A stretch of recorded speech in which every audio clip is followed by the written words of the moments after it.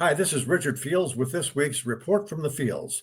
My heartfelt congratulations go out to Maria Corina Machado Parisco for winning the 2025 Nobel Peace Prize. For 25 years, she's been involved in leading the peaceful democratic opposition to the socialist tyrants ruling Venezuela, both Hugo Chavez and his successor, Nicholas Maduro.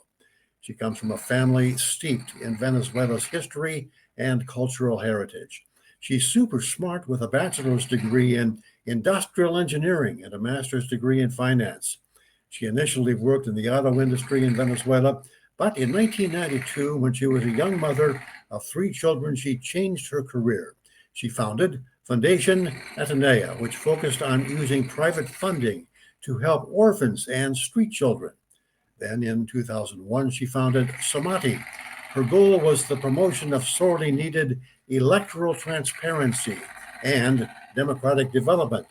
She led a recall referendum in 2004 to remove Hugo Chavez from office. The recall failed, and as a further result, she faced government charges of treason and conspiracy for accepting funding from the U.S. National Endowment for Democracy. The charges were eventually suspended. In spite of the boot of the dictatorial Chavez government hovering over her neck, she ran for a seat in the National Assembly and won.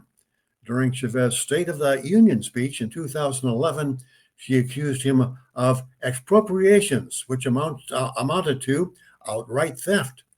After Chavez died and was replaced by Nicholas Maduro, she discussed Venezuelan protests at an Organization of American States forum. For that, she was ousted from the assembly. Her courage undaunted, she spent the 2010s hosting a radio show, Cantiga con Maria Corina Machado, using it to support democratic reforms. In 2012, she founded a new political party, Vente Venezuela. The party advocated popular capitalism, human rights, same-sex marriage, cannabis legalization, privatization of state assets, an independent judiciary, and international sanctions against Maduro. Sounds pretty doctrinaire libertarian to me.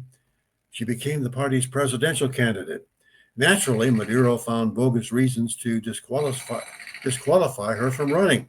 So her stand-in choice, Edmundo Gonzalez Urrutia, ran and, according to independent observers, won by a landslide. Maduro declared himself the winner anyway. At that point, Machado began fearing for her life. She sent her children abroad. She stayed in Venezuela, but went into hiding. Arguably, there are now two libertarians who have legitimately defeated socialists at the polls in South America, Machado and Argentina's Javier Milei, who, unlike Machado, was not prevented from taking office. Both were able to win because they offered a plausible alternative to failing socialist policies. And given enough time, socialist policies always fail if the criteria is peace and prosperity for the citizenry. The same is true with nationalist fascist parties. They fail because they centralize control to the party or the dictator and remove it from the individuals affected. We may not quite be there yet in these United States, but under the leadership of both Trump and Biden, we're getting close. That's this week's Report from the Fields. I'm Richard Fields. See you again next week.